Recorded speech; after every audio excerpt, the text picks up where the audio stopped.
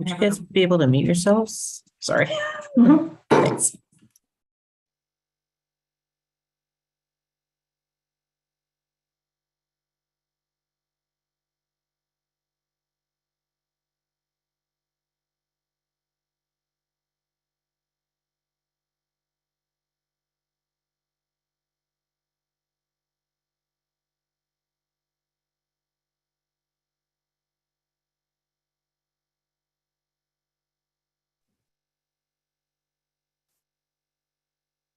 Good morning, everybody. As you're coming into the webinar, just getting ready to start here, just waiting for everybody to arrive and we'll get underway.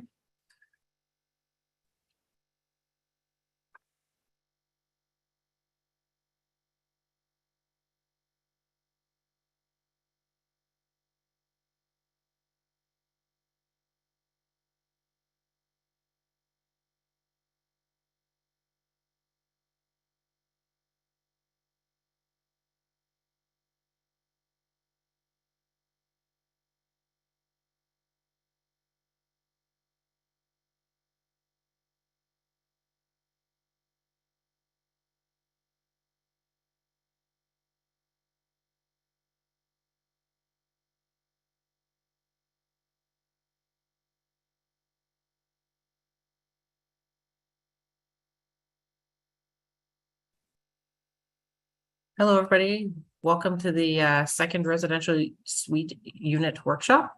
We've just got some information up on the screen right now. I'm just going to take a quick moment to introduce myself. My name is Autumn Hume. I'm a communications officer with the City of Kingston's Communications and Customer Experience Department. We're here today to facilitate today's online info session. So just a couple of quick tech notes. If you run into any issues or have any tech challenges, please feel free to drop a note in the chat. We would recommend that if you are running into challenges that you try logging off and rejoin the webinar using the link that was provided.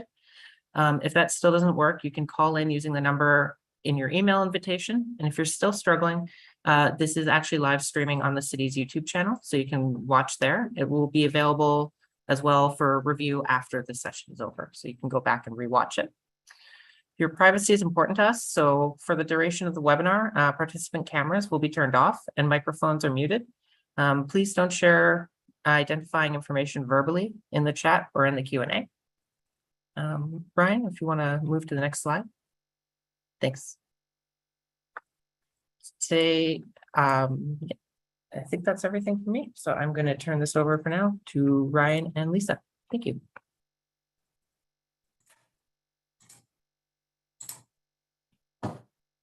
Good morning, everyone. Thank you for joining us for a technical session on residential units, which also includes detached units and tiny homes. These technical provisions ensure the minimum life safety and fire safety requirements under the Ontario Building Code are maintained to ensure safety of occupants. Second residential units provide us an affordable option to create an additional housing supply. In Kingston, the number of second residential unit building permits has been increasing over the last 3 to 4 years. There is a lot of technical information that we're going to be presenting to you today, and we're going to try to make it as exciting as possible, so bear with us. So what is a second residential unit? A second residential unit is a dwelling unit or suite in an existing house or a detached unit that is separately and independently operated with cooking, living, sleeping, and sanitary facilities. Under the code, a house can have 2 units as long as they are located in a single, detached, a semi-detached, or a row house dwelling type. There are pending code amendments that will introduce a new definition for secondary suites, which you can see on your screen, which also delineates the size and specific provisions if the code changes are adopted. What this means is the review will be strictly contained within the building code, encompassing the zoning requirements that we have today. The proposed new section will delineate the total floor area of all stories. So it shall not be more than 80% of the original principal dwelling on the property, or 80 square meters to a maximum, whichever is the lesser. Anyone who constructed a second residential unit in Kingston a few years back will remember that this is very similar to what we used to have in our zoning bylaw with a maximum of 90 square meters. So we'll see that coming back around again. Next slide, Ryan.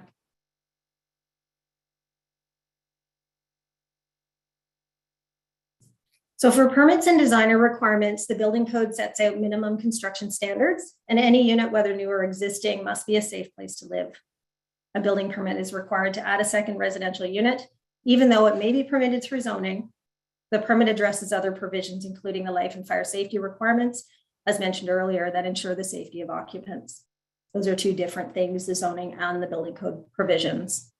Drawings can be designed by the owner of a house or by the building code qualified designer, which is someone who is qualified and registered with the ministry. The designer can act as your agent regarding all matters, including obtaining the permit and arranging for any building permit or inspections. At this time, under zoning, a second residential unit is permitted in a single detached, a semi-detached, and row house, in either the principal dwelling unit or within a detached building on the same property. With the permit application, the city will assign a civic address to recognize the unit and provide visibility for emergency services.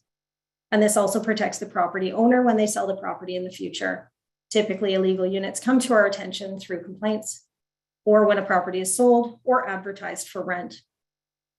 If you have an existing unit without a civic, it doesn't necessarily mean that it's not legal.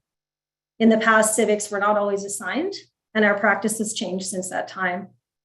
There is also legislation, other legislation which may have been in place at that predated the zoning bylaw under Bill 20 or 120. And if a permit was issued or the property is found to be legal non-conforming, a civic will now be assigned.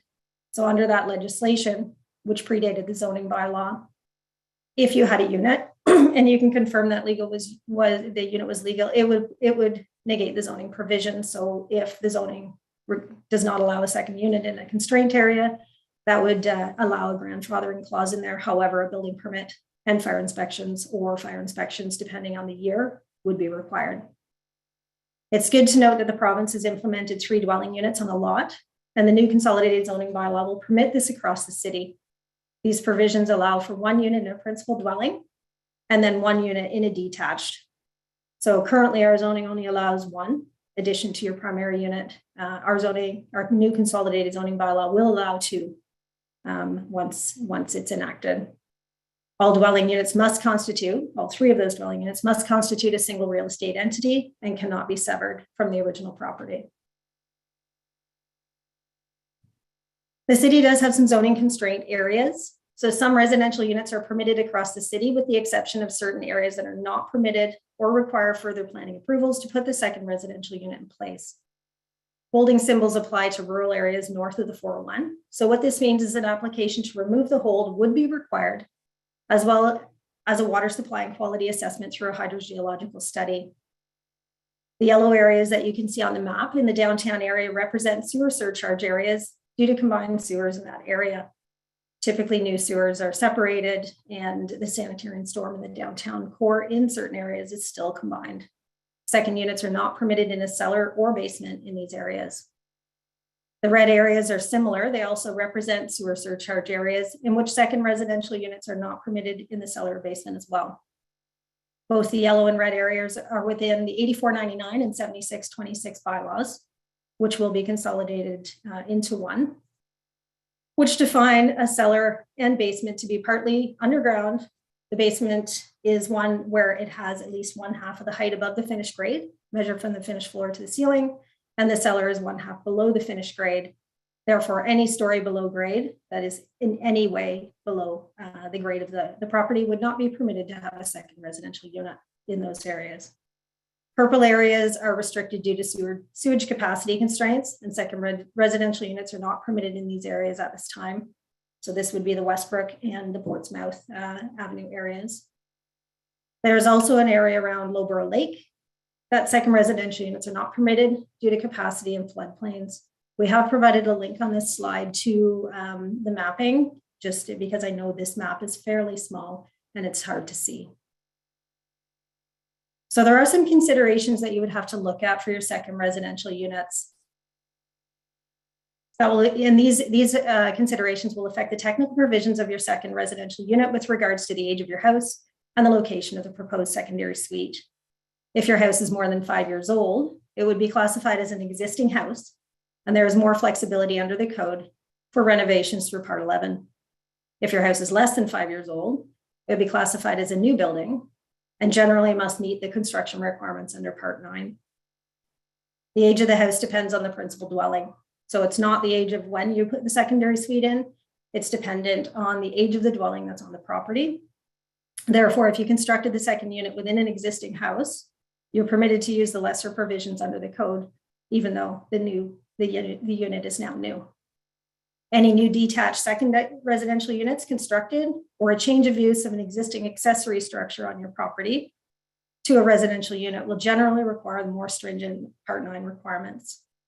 You can build a second unit in any part of your house.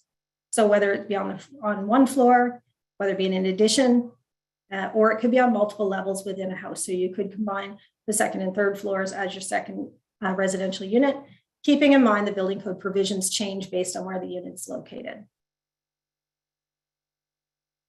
Next slide.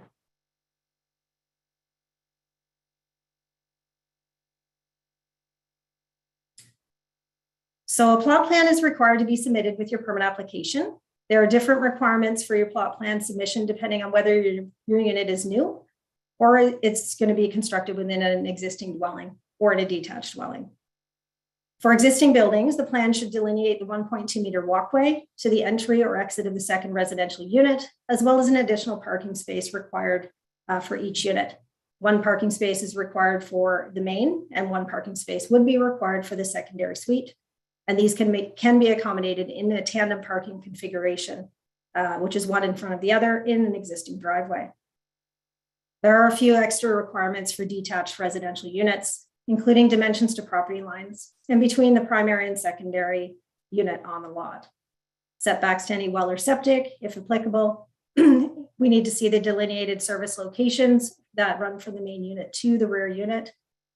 Grades and drainage is also required, and as well as the distance to the closest fire hydrant. This will help confirm spatial requirements between the buildings and any fire separations or restrictions on openings that may be required. Also under zoning, detached units are considered accessory dwellings, and setbacks to property lines and lot coverage would need to be considered at this time.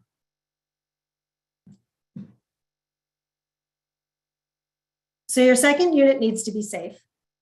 There are different rules for exits depending on the configuration of your primary and secondary unit. The code permits 3 egress options for second residential units in existing buildings. New second residential units in detached buildings only require a primary exit. So one typically to the exterior. Under option A, where the second unit, including basements, has a door directly accessing the exterior and the door swings on a vertical axis, this cannot be a patio door. No further egress is required from the unit, including basement bedroom windows. Under option B, where a shared means of egress is provided through a common corridor for both units to the exterior, a second means of egress may be required through a bedroom window if the bedroom window is not on the floor level with the exit. Where a common corridor provides exits for both units, a fire separation and emergency exit lighting is also required.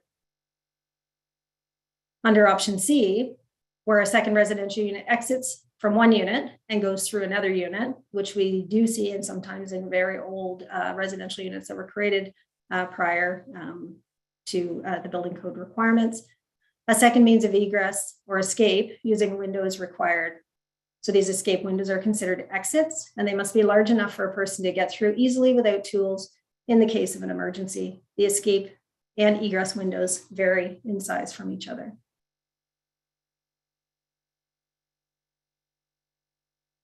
There are differing provisions as well for minimum window areas. The size of windows are determined by the size of the unit, what type of room they will be going into, and the age of the dwelling again. This is where the over 5 years comes in to play into all of the provisions in the code and how we look at things a little bit differently. For example, living and dining rooms generally require 10% natural light for houses under 5 years old, but can be reduced to 5% under Part 11 for houses over 5 years old. These percentages are calculated based on the floor area of the room, so the length and width of each room that they're in. The windows used for egress in bedrooms, and remember, this is only required where there's no door providing direct access from that floor level or that bedroom floor level, must have a minimum area of 3.8 square meters and no dimensions less than 15 inches. and placed no higher than 1 meter or 39 inches above the floor. Windows used for escape purposes, where the unit directly goes through another unit for exiting, are defined at 3'6" with a minimum width of 1'10". So your height has to be 3'6", and your minimum width has to be 1'10" for an unobstructed opening, which is where the person can fit through. Window wells outside egress and escape windows are also regulated at 22 inches for basements and 39 inches for escape windows. So each one of these are a little bit differing as well, as we mentioned earlier. If adding a second residential unit to an existing basement, the window well may have to be enlarged to accommodate these provisions if you have an existing window well that's there. Natural light can also be borrowed from another area of the property to comply with these requirements. For example, if a bedroom requires 5% natural light and you have a glazed door to that bedroom, as long as that glazed door is directly facing a window in an adjacent room, that would satisfy the natural light provisions under the code.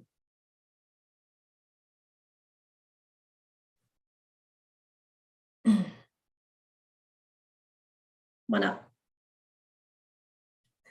Thank you. The building code sets out minimum room sizes for second residential units, which vary depending if the rooms are separated by walls or if the unit is an open concept. For example, the minimum room size for a living room is 13.5 square meters. However, if you choose an open concept bachelor unit containing sleeping, living, dining, and kitchen spaces, that has the same area of 13.5 square meters. And it can also be reduced to 11 square meters if two persons are confirmed to only be utilizing the space. Bathroom spaces are not defined, however, need to be able to accommodate a toilet, shower, and sink. In any case, a unit cannot be smaller than 17.5 square meters or 188 square feet. This accounts for the 13.5 square meters plus a washroom and the required laundry facilities. Bedroom areas fluctuate depending on if closets are incorporated or not, from 6 square meters to 7 square meters, and a primary bedroom is slightly larger, also increasing where closets are not provided. No reduced provisions are provided for room areas in houses over 5 years old under Part 11.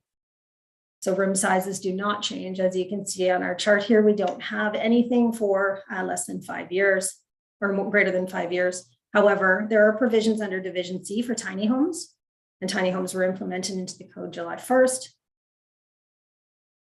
that allow hallway widths to be reduced from 34 inches down to 28 inches if the hallway leads to a bedroom or a bathroom only. So it anticipates an open concept area and then just a bedroom bathroom at the end with a small corridor to them. So this is to accommodate these in the smaller spaces that are provided. Next slide, please.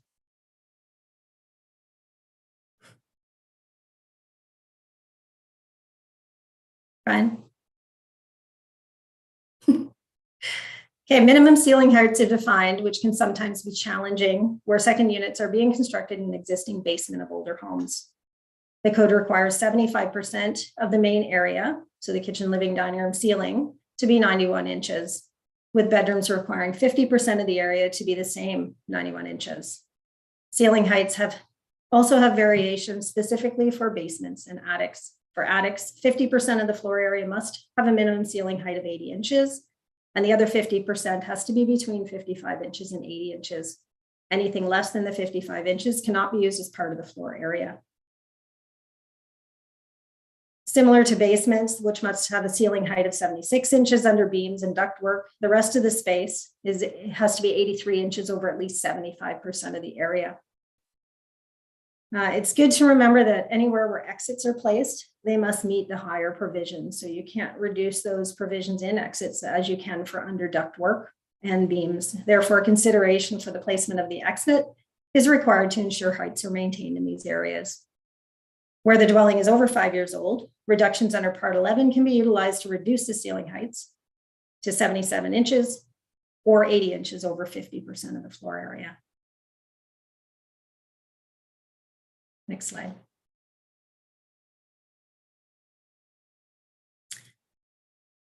For mechanical and electrical, the building code also allows a house with a second unit to have a single furnace and common air ducts. For fire safety, a specific smoke detector in the main supply or return air duct is required.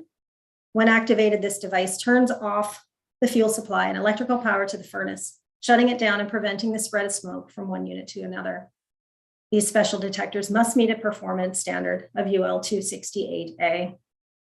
The supplemental exhaust for kitchens and bathrooms that is required can be provided through a ceiling fan or through a heat recovery ventilator or HRV that you currently have in your property. The code also requires a light switch in each room, a light and switch in each room of the second residential unit, as well as a three-way switch at the top and the bottom of the stairs. As building inspectors do not inspect electrical outside of the required switches and lights and control heights, a permit is required from the Electrical Safety Authority in addition to the building permit. Next slide. Only one service is permitted for a residential lot. The main service can be extended to a detached unit through a branch main. Your second unit will have to meet plumbing requirements and have to have a hot and cold water supply, a washroom with a tub or shower, toilet and sink, a kitchen sink, and access to laundry facilities. As the city licensed trades, a qualified plumber licensed with the city of Kingston is required to do this work. A homeowner cannot do plumbing in a unit they do not occupy. So it's also good to remember that even though there's provisions in the code where an owner can design their own work, this is not one of those areas. Separate units must also have their own shutoffs to allow repairs without affecting the water flow in the other units.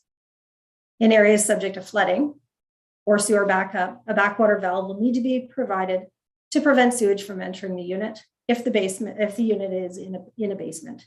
If it's on an upper floor, it's not required. For properties on septic, the system must have the capacity to handle the increased sewage flow. A qualified person would be required to determine if the existing system is sufficient, and if not, upgrades may be required. Inspections for sewage systems can be requested through the building department, as the city reobtained Part 8 from the health unit in January of 2021. So there's no longer a need to apply for two permits, one for septic from the health unit and one from the city. It's all encompassed in the same permit that's applied through city. Next slide.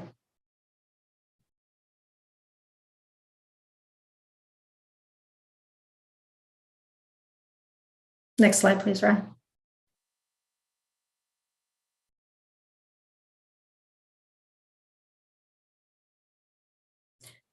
For safety, you'll need a fire separation between your second unit and the rest of the house, which acts as a barrier to slow the spread of fire from one unit to another. Fire separations also have reduced requirements when the house is more than 5 years old. Any required fire separations must be continuous and include protected openings. Any doors in the fire separation require closers, and ductwork will require a damper unless an in-duct smoke detector is provided. For units with existing dwellings over 5 years old, the separation can be reduced to 30 minutes and can be further reduced to 15 minutes if the dwelling has interconnected smoke alarms.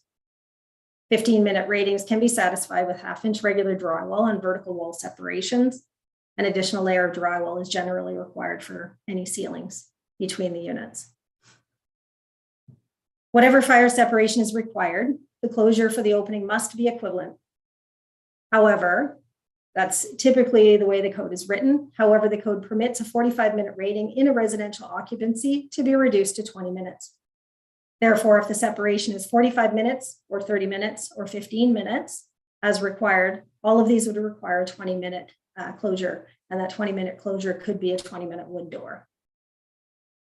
Sound transmission can be negated in dwellings over 5 years old, as you can see on the screen, as many of these have finished ceilings already, and we don't require you to break out the ceiling to put the sound transmission class in the STC of 50.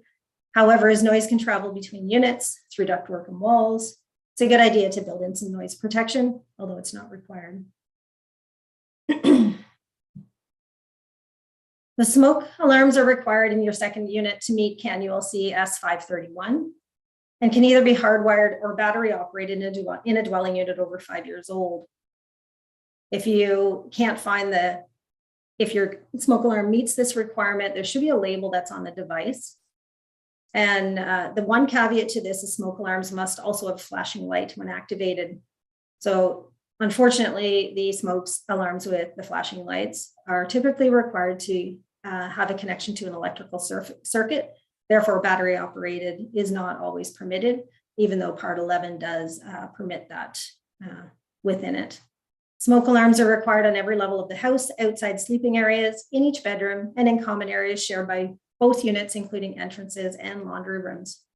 In addition to smoke alarms, carbon monoxide detectors are required if your house has a furnace that uses natural gas, propane, or other fuels. If your house has an attached garage or a wood-burning appliance, the carbon monoxide is also required. These also must be placed near bedrooms and in a furnace room if separate from the residential unit. So if the furnace room is within one unit, then the carbon's not required because you have a carbon in the unit itself. If it is a separated unit, then you need a separate carbon monoxide alarm in that area.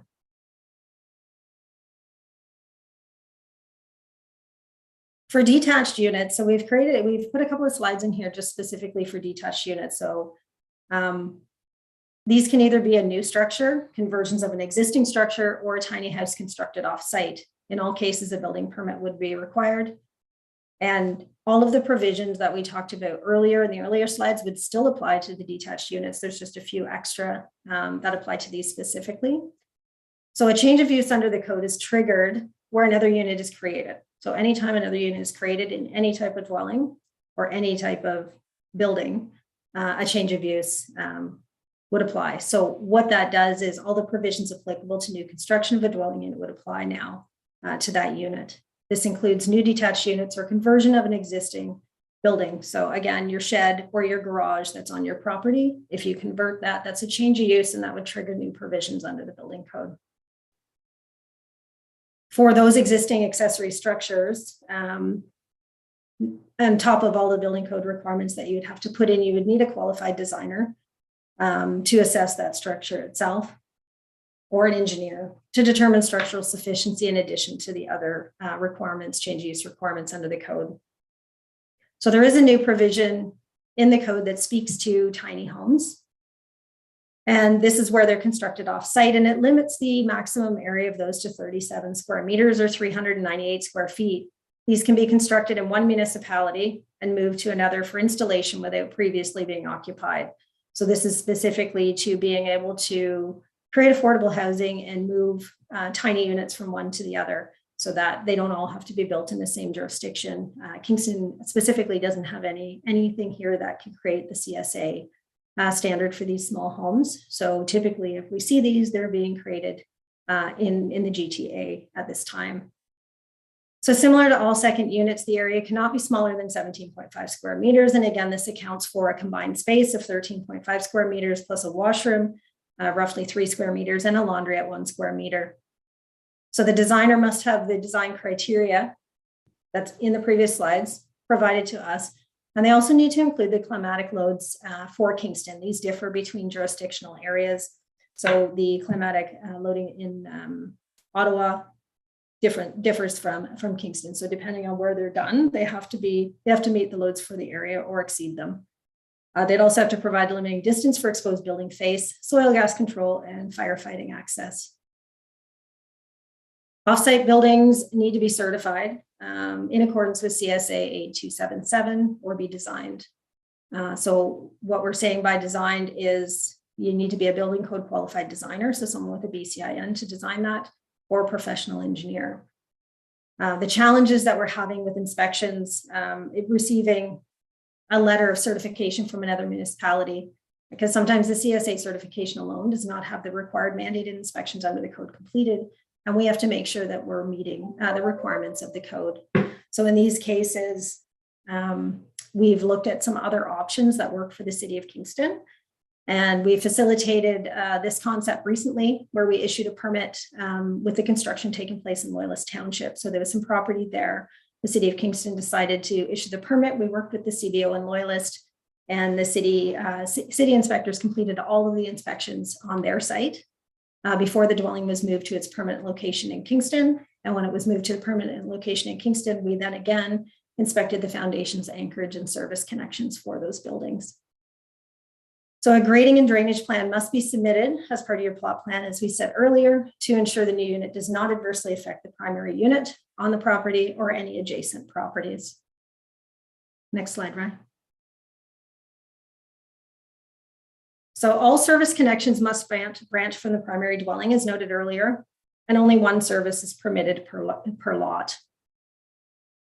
There could be substantial costs associated, and it's a good idea to check with other local authorities, as the city of Kingston does not regulate all of these.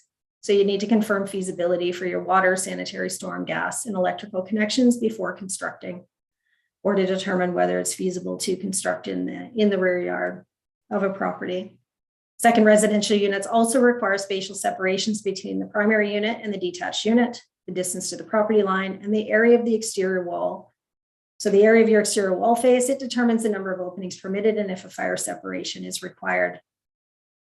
The detached structure is considered a new dwelling, and energy efficiency requirements under the code would also be applicable. This means exterior walls would have to have insulation, vapor barrier, and air barriers to keep drafts and moisture outside the building. So what we're talking about here is permanent structures. So if you're building these as a residence permanent structure, then this is required. There are other areas for seasonal dwellings under the building code where this would not be required. So access to detached units must be provided by way of a street, private road, or yard. Under the code, this means it must be capable of supporting emergency service vehicles.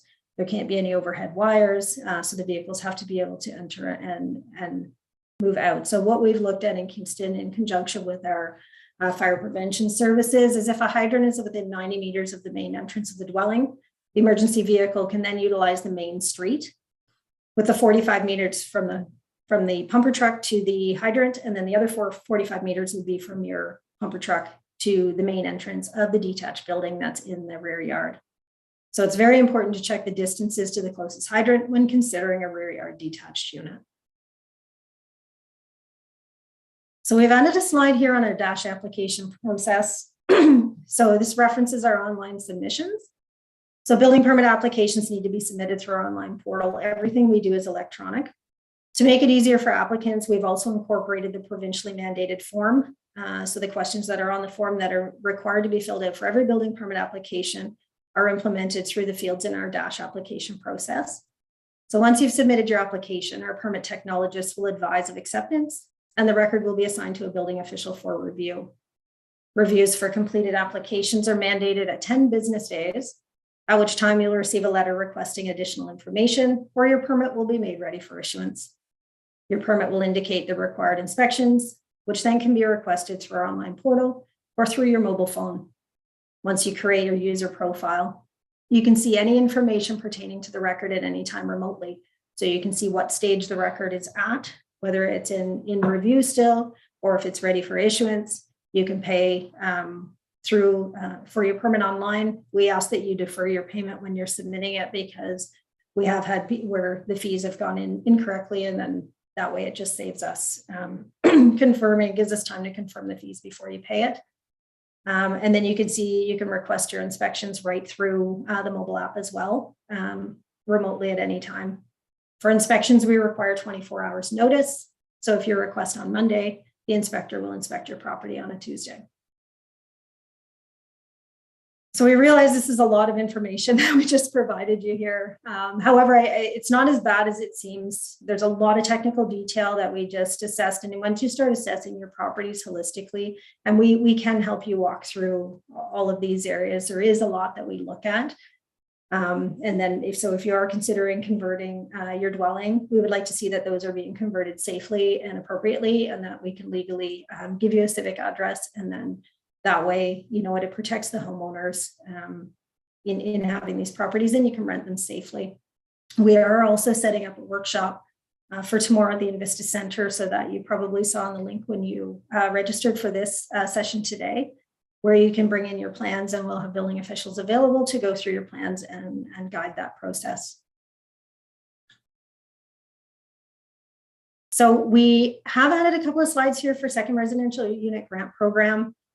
These slides are, Heather Scranage was going to be speaking to these. Unfortunately, she is not feeling well today. So we have the information here up on the screen. And Ryan, I don't know if you just want to walk through these two slides for Heather.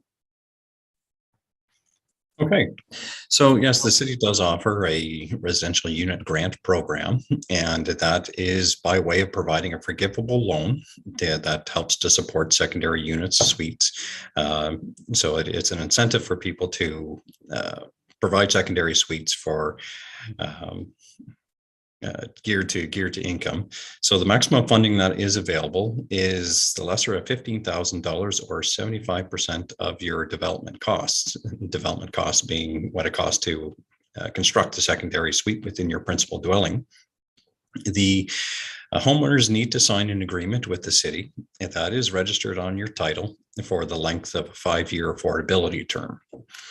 During that 5-year term, the unit is to be rented at an affordable rate to an income qualified household, and that's inclusive of utilities. So here below you can see the current affordable rent levels, essentially what the average market rent is for a bachelor unit, 1-bedroom or 2-bedroom, and then the affordable rent that you'd be able to essentially charge for your units.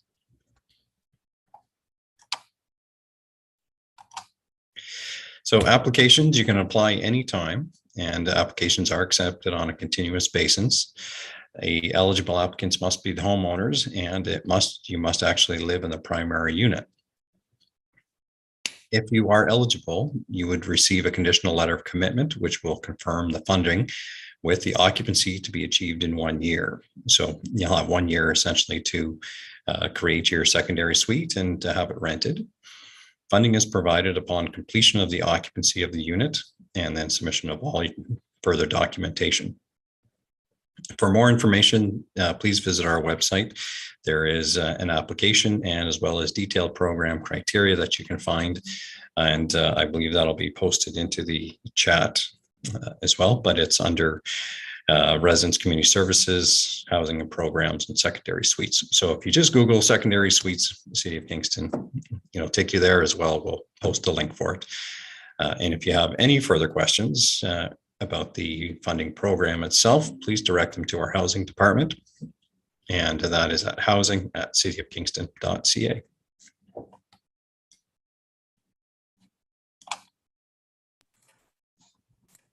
Okay, thanks, Brian.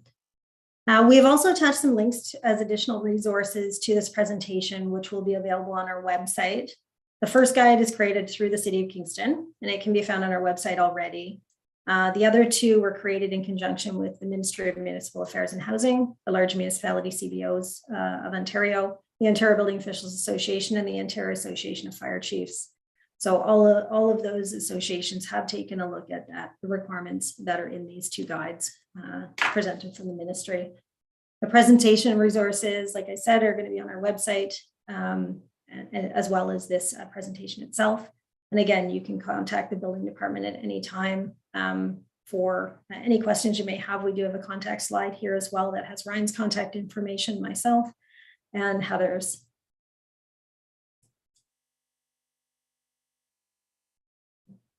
So I just want to thank everyone for joining us today. That concludes the technical pieces that we have. We'd be happy to take any questions that you have at this time.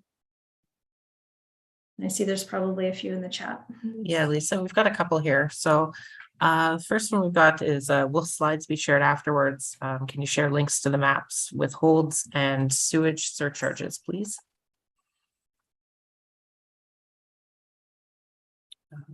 Will we be able to make the slides available afterwards? Yes, so absolutely. I just said that a few minutes ago that we would make those slides available for everyone to use. Perfect. Another one asking about slides. Is there a maximum square foot for a second detached unit?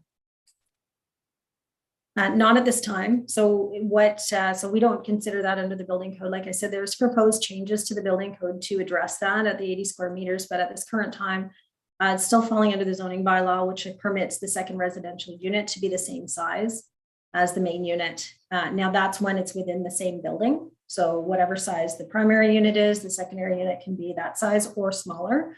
Where it's in a detached unit, it's restricted to the same area of the main unit, but 1 story in height. Thank you.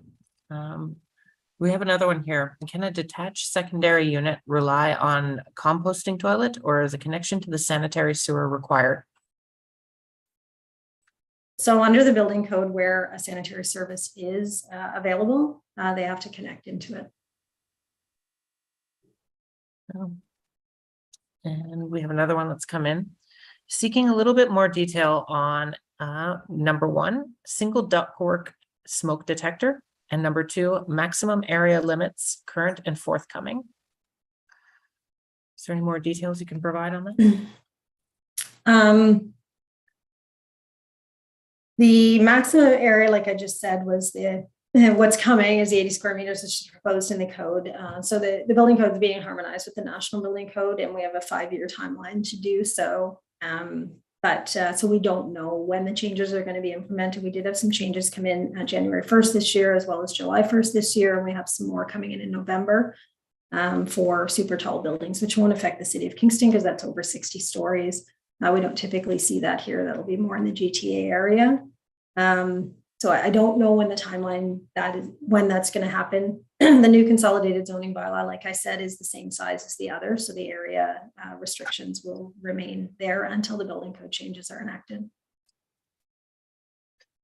Did I answer both questions? I think so. We have another one here. If the basement were already finished before the house was bought, how can we show the plumbing was properly done by a certified plumber? So typically, if the basement was finished when you bought the house, we should already have record of the basement being finished through a permit, because a permit is required to finish that basement space as well. And we would have record of a plumbing verification from the plumber. So we ask for verification of a licensed plumber at the city of Kingston before we issue the permit, and then we ask for a plumbing final before we close the permit itself. If it wasn't done without a permit, that's unfortunately there are different powers under the building code in order to uncover. Thank you. We have another one here. Who can assess a lot's grading and perform grading services? So for typical subdivisions, when they go in, so it all depends, right? So if your subdivision's older, we don't have lot grading on record, which is what makes it very difficult to look at gradage and drainage, where we're seeing people over time start changing their properties. New subdivisions that we have today have to be done through a grading plan. So we've done this for quite a few years now. So we have those grading plans on file. So typically we see surveyors or engineers certifying the grades that are on the property, and we hold securities through the subdivision. Those securities used to be held through the building permit application and then provided back when the lot grading finals were provided. Now that's all managed through our engineering department. So we have a follow-up from the previous question, the forthcoming area, max 80 square meters. What are the current max areas? So the current max area is the same size as the primary unit. So typically those areas exclude attached garages and any common spaces. So it would just be the area of the primary unit itself. So the usable space of the kitchen, living room, bathroom, bedrooms. Then your secondary unit could be the same size or smaller. So the max provision is whatever size the existing dwelling is. Thanks. We have another question here. Can you separate sewer and water connection to the city? So most sewer and water, I don't understand. Like for the question, there's quite a few answers for that. So sewer and water are typically separated. I don't know if you're talking in a trench itself where there's a shelf ledge or a minimum separation distance between the two, or if you're talking in a downtown area where they're combined sewer sanitary, storm and sanitaries. If that's the case and it's a downtown area where you have a combined sewer and you want to separate it, yes, you can do that. It would be an application through Utilities Kingston to change those sewers. And I know they've been doing the big dig for quite a few years, and they're still working through changing some of the servicing. They just have a few areas left of the city that's not complete. Hopefully that answers the question. If more information is required, please feel free to resubmit with a little bit more context and we'll provide an answer there. We have another one coming up Navigating the zoning bylaws are very challenging. Is there a secondary suite design guideline that lays out the limitations? For example, height setbacks for secondary detached units in a rear yard. Other municipalities have developed guidelines that make this information more easily understood. Can the city make something like this available? Yeah, so that's the guide. So there is a guide on those links. So the one that was created by the city does have a zoning page on the very end of it, and there is some zoning that's incorporated through because we legally can't issue building permits unless the zoning is compliant. We do find that sometimes, you know, information could be incorrect when it comes in, and then we correct that as we move forward. So typically prior to doing framing inspections, we confirm all of the setbacks and the heights are still compliant. And then we have the power at that point to make changes on those properties. So it is available in that first guide. If you want to take a look, if there's something that you don't see in there, please let us know. But typically the building code, if there's something in the zoning bylaw that differs a little bit from the building code does supersede that municipal bylaw provision, as it is a provincial regulation. So they have to be the similar areas. So once the building code provisions go in play, then it will supersede whatever's in our zoning bylaw in terms of secondary suites. But today, the zoning bylaw prevails. That last page should have all of the information. Typically, we're only looking for the parking and the 1.2 meter walkway outside of the area provisions, which I've already spoken to. That's the same size as your primary unit, and then the height. So currently the height, the current zoning bylaw didn't have a height. So the height for detached buildings, the new consolidated zoning bylaw will limit those to 1 story. Thank you. And we've dropped a number of links into the chat, including links to those pages. So hopefully that helps. We have another question here. Are tiny homes on wheels permitted anywhere, or do they need to be on a concrete slab or pilings?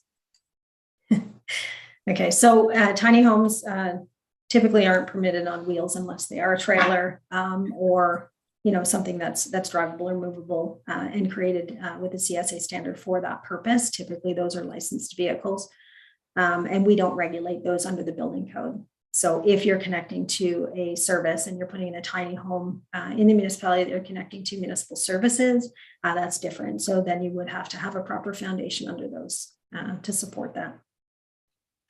And we have another question here. Can laundry for a detached secondary be provided in shared space in the primary? Yes, you can have a shared space laundry. It would have to be separated from both units. So it would have to be a common area space. And we see people do that where they put laundry in furnace rooms. That's, you know, accessible to one or the other unit, but then it's separated, or it's accessible to both through the common corridor, which is separated, and both units have their fire separations and rated closures opening into that space. We have another one here. Can a separate detached unit be fully contained on a second floor above a garage, or must it be on the ground level?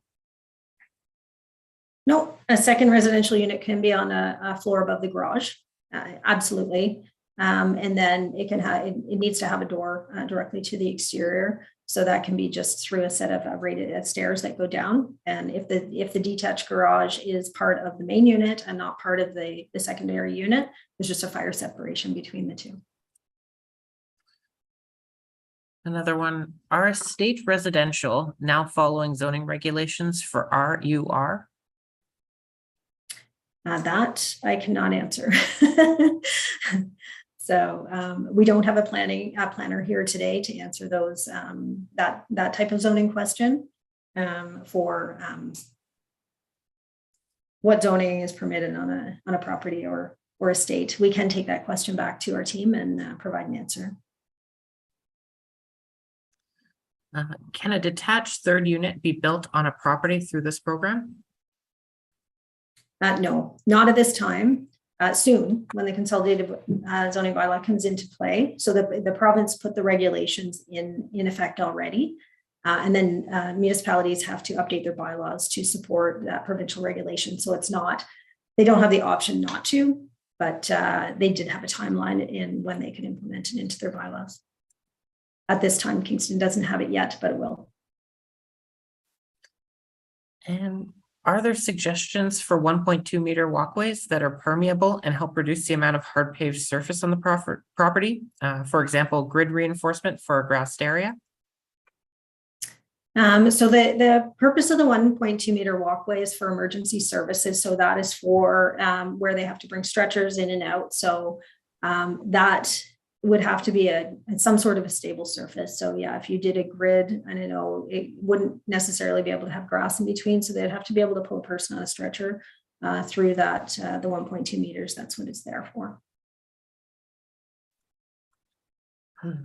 So that's all the questions that we currently have in the Q&A tool. I'm just going to throw it out to our participants here to see if anybody else has any remaining questions. If you'd like to drop them into the question and answer tool, we will provide an answer.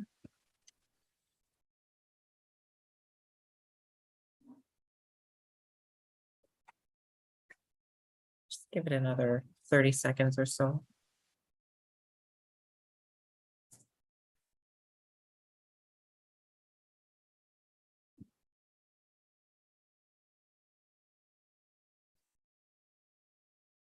We have one coming in. If a portion of a secondary suite is over a furnace room / crawl space, what separation is required? So that would depend if the furnace is part of one unit or another, or if it's a completely separated furnace room. So if the furnace room is below part of the lower unit, is below the main unit, then they would require the typical 30-minute fire separation.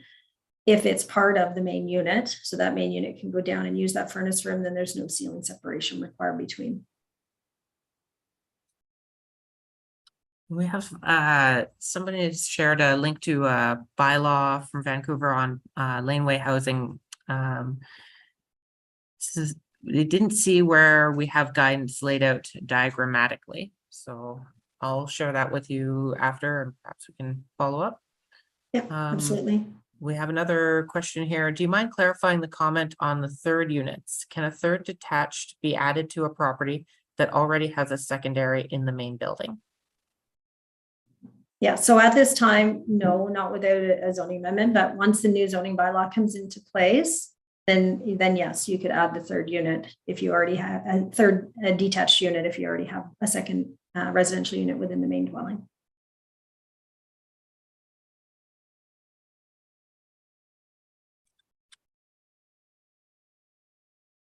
Follow up to the third unit. What is the consolidated zoning bylaw coming in from the province? How can I get more information on this? So the province already put this legislation in place. You can find it on the Ministry of Municipal Affairs and Housing site that I think they gave municipalities a year to implement it within their bylaws. It is implemented in our consolidated zoning bylaw. Our consolidated zoning bylaw should also be online. It was approved through council. It's just in appeal right now.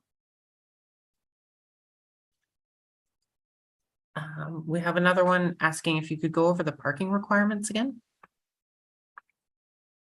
Yeah, so you need one parking space for each unit on the property. So the way it's written is you need one for the first unit, you need one for the second unit. So when you put one within your dwelling unit, in the future, moving forward, there won't be one required for the detached. That's the way the zoning bylaw is written. But right now you need one for each of the two units, and they can be tandem on your property. So you need to make sure that you have enough parking to accommodate two vehicles. Great. I don't see any more. Oh. We have a comment here. It says it's really disappointing that detached secondary units are limited to 1 story in the downtown, where additional density makes the most sense. Lot sizes are so constrained in width that this is a uselessly small area. Just a comment, I understand this is no longer up for discussion and voiced this during NZBL consultation, but disappointing nonetheless. Thank you for that comment. We have another question. If a tiny home is constructed off-site, it would be brought in on wheels, and if attached to a pier foundation, would that be allowed? Yep. So typically the units are brought in from off-site, and then we would issue the permit here for the foundation and the connection to the services for that property. We would just need the sign off from whoever inspected the main dwelling before it came. But yes, so you would obviously take the wheels off and put it on a foundation to make it permanent.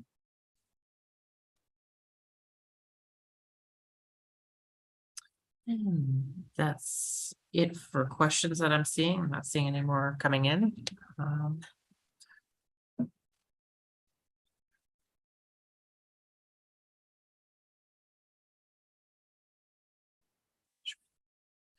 Okay, well, thank you everybody for joining today. We're going to wrap up this. We have a quick exit poll.